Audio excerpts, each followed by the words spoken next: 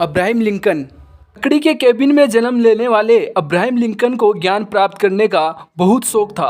सड़क के किनारे सरकारी लालटेनों के नीचे बैठकर पढ़ने वाले लिंकन एक ऐसे पुस्तकालय की खोज में थे जिसमें कानून के लगभग सभी महत्वपूर्ण ग्रंथ हो।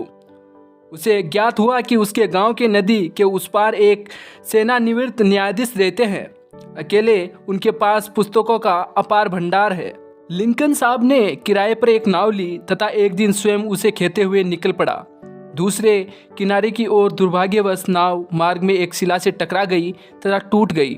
नदी के बीचों बीच बर्फीले पानी में अपने आप को पाकर लिंकन कुछ परेशान अवश्य हुआ। अगले ही क्षण सोचा, अब वापस नहीं जाऊंगा, लक्ष्य की ओर ही बढ़ूंगा।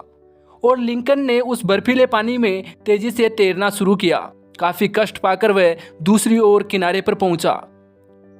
जज साहब घर पर नहीं थे। लिंकन ने लकड़ियां एकत्रित की और उन्हें जलाया और अपनी ठंड दूर की। जज साहब का मकान खुला था। सूखे पत्ते तथा धूल से मकान गंदा हो चला था। लिंकन साहब ने सांस किया और जज साहब के घर में सफाई की, किताबों पर से मिट्टी हटाई तथा सभी वस्तुओं को सुव्यवस्थित कर दिया। घूम घाम कर जज साहब अपने घर वापस पहुंचे तो विस्मित रह गए। विनम्र भाव से कहा, क्षमा करें न्यायाधीश महोदय, आपके घर की सफाई मैंने की है। ऐसी सफाई मैं रोज कर सकता हूँ। आपका भोजन भी पका सकता हूँ, आपकी पूरी सेवा कर सकता हूँ। बस मेरी एक ही प्रार्थना है, मुझे आपकी पुस्तकें पढ़नी है। लिंकन की धुन व लगन से जज साहब प्रभावित हुए तथा आरंभ हुआ लिंकन के जीवन में एक नए अध्याय का। लिंकन की विद्वता तथा भाषण कला के समक्ष विरोधी वकील ठहर नहीं पाते थे।